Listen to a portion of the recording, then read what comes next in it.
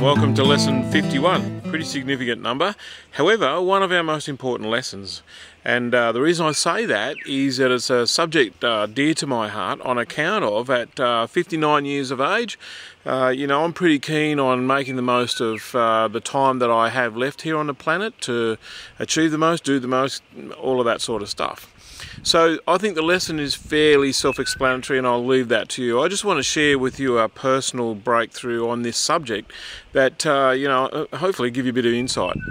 And that's the fact that I think that productivity comes down to how quickly can you get into the zone. How quickly can you sit down to a project and bring yourself up to full speed and, thereby maximise, the amount of time that you're being effective.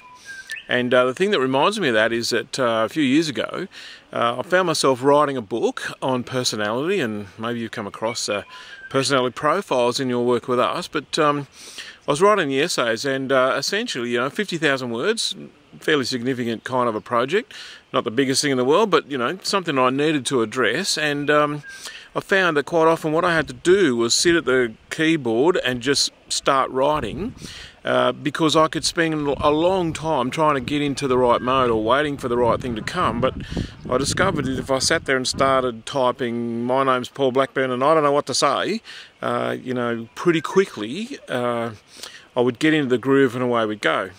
And I found the stuff would just come to me, obviously from the subconscious, so knowledge that was there wouldn't form into the words until I actually forced it. So that by itself, I guess, is interesting enough. But at the time, we were building a bunch of rock walls in our backyard. And I had a fella who was a recovering drug addict getting rocks for me in the ute, turning up in the backyard. And when he turned up, and that might be every couple of hours or so, then I would go out and spend time with him, grabbing these rocks and building rock walls with him. And I discovered that because that was something I was keen on, and I could see progress and those kind of things, that I could pretty quickly get out in the backyard, start throwing rocks around, and the first few would go on my feet, but then after a while what would happen is that I could see a hole or a space, see a rock that would fit, pick it up, spin it around, drop it into place, and 10 years later it's still there.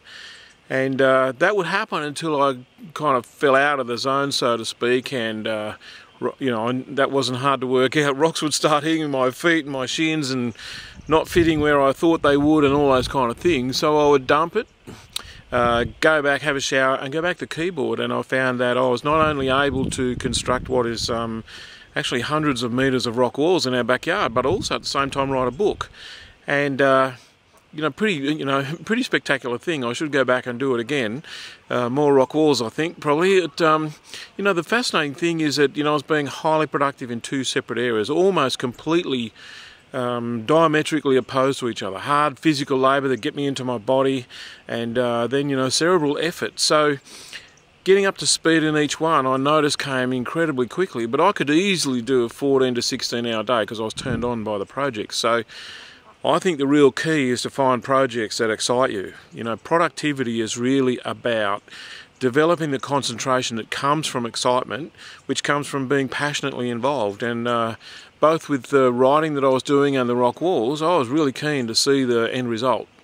So I think the big thing is find projects that you're passionate about, dive into them, let them actually mix up with each other if they're significantly different in their kind of effort, because one contributes to the other, and you'll find not only can you be effective in the number of minutes per hour, but also in how many hours in a day that you can do and still feel good. See you next week. Significant number next week.